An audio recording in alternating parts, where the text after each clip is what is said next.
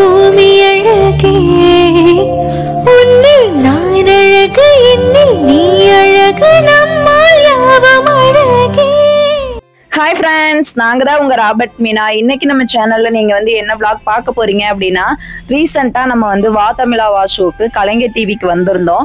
நம்ம அந்த ஷோக்கு எப்படி வந்தோம், எப்படிலாம் நம்ம ட்ராவல் பண்ணோம் அப்படின்றத பற்றி தான் இந்த விளாக்ல நீங்கள் பார்க்க போகிறீங்க. ஸோ நீங்கள் இப்போ தான் நம்ம சேனலை ஃபஸ்ட் டைம் பார்க்குறீங்க அப்படின்னா நம்ம சேனலை ப்ளீஸ் சப்போர்ட் பண்ணுங்கள், சப்ஸ்கிரைப் பண்ணுங்கள், கூடவே இருக்க பெல் ஐக்கானை கிளிக் பண்ணிக்கோங்க. அப்போ தான் நம்ம டெய்லி போடுற வீடியோ உங்களுக்கு நோட்டிஃபிகேஷனில் வரும்.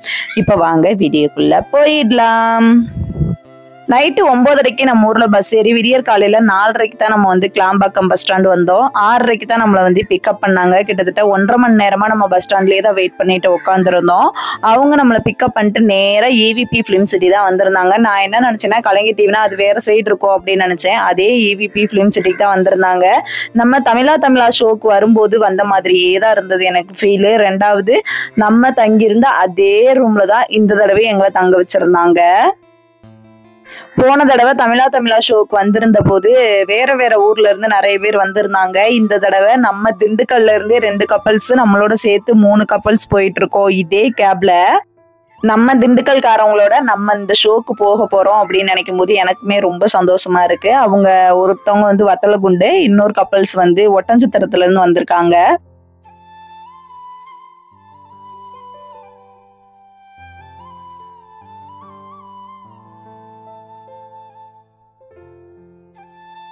இப்ப நீங்க பாத்துட்டு இருக்கீங்க பாத்தீங்களா, இது வந்து Vijay TV Bigg Boss set. இதுதான்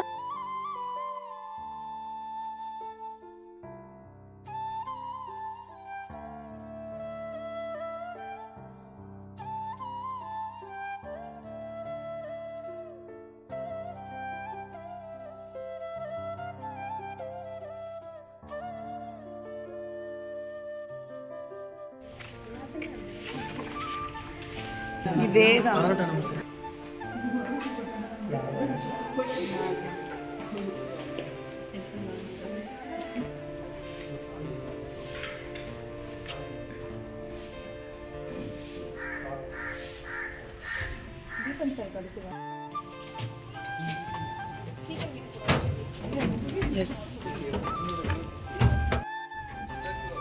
போன தடவை எங்களுக்கு கொடுத்த அதே ரூம் தான் இந்த தடவையே எங்களுக்கு கொடுத்துருக்காங்க.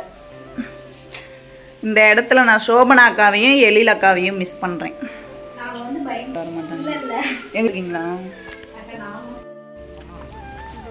இங்கதான் போட்டோ வீடியோ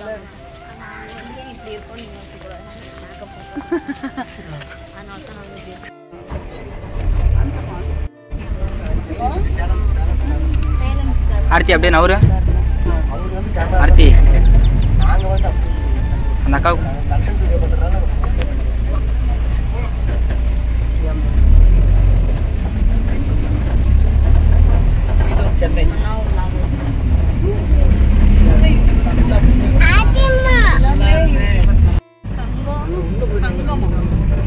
அதான் ஜீ தமிழ் 16, 18 ரெண்டும்.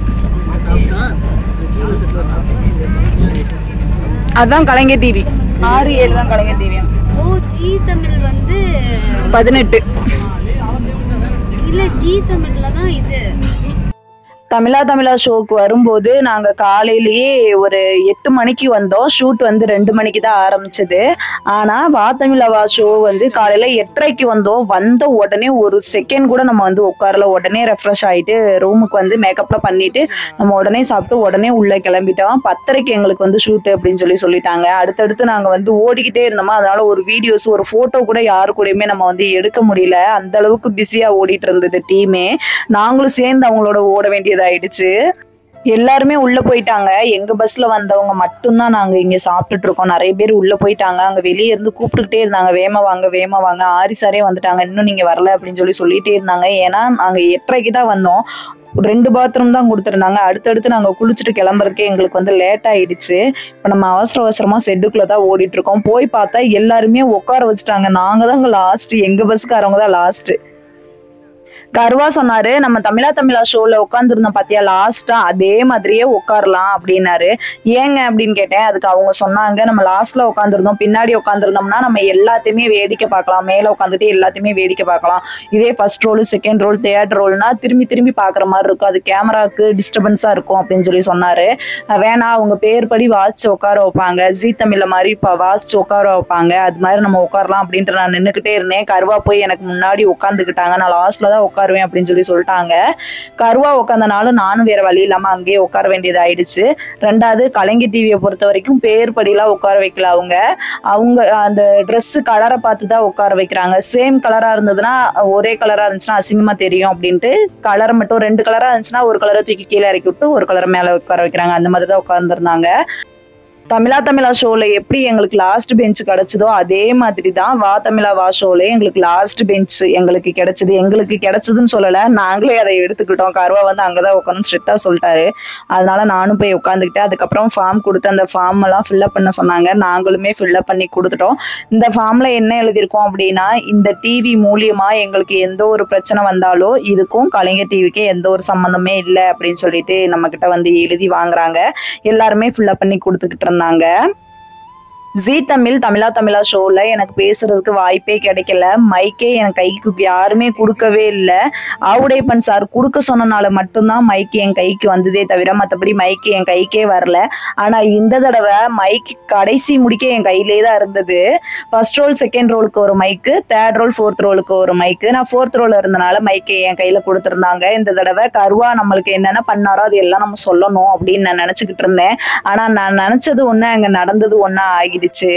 போன தமிழா ஷோல நம்ம வந்திருந்த போது மைக்கு நம்ம கையில கிடைக்காம நம்ம கை தூக்கிக்கிட்டே இருந்தோம் மைக்குக்காக. ஆனா இந்த தடவை மைக்கு நம்ம கையில இருந்துமே நம்மளால பேச முடியல, பேச விடல. அவங்க அந்த அளவுக்கு பேசிக்கிட்டே இருந்தாங்க. ரொம்ப ஃபீல் ஆயிடுச்சு. First roll, second roll, third roll 3 ரோல்கிட்ட மட்டும்தான் கேட்டாங்க. ஃபோர்த் ரோல கண்டுக்கவே இல்லை. நான் ஃபோர்த் ரோல உட்காந்துருந்தனால எனக்கு ரொம்பவே கஷ்டமாயிடுச்சு. பிரேக்ல டீ காஃபி குடிச்சு முடிச்சுட்டு அகைன் நாங்க வந்து செட்ல வந்து உட்காந்துருந்தோம். புலம்பிக்கிட்டே நான் வந்து உட்காந்துருந்தேன். அதுக்கடுத்து என்ன நடந்தது அப்படின்னா அடுத்த ஒரு விளாக்ல பார்க்கலாம். இந்த விளாக் உங்களுக்கு பிடிச்சிருக்குன்னு நினைக்கிறேன். பிடிச்சிருந்துச்சு அப்படின்னா நம்ம சேனலை ப்ளீஸ் சப்போர்ட் பண்ணுங்க, சப்ஸ்கிரைப் பண்ணுங்க, கூடவே இருக்க பெல் ஐகானை கிளிக் பண்ணிக்கோங்க. நெக்ஸ்ட் விளாக்ல பார்க்கலாம். பாய்.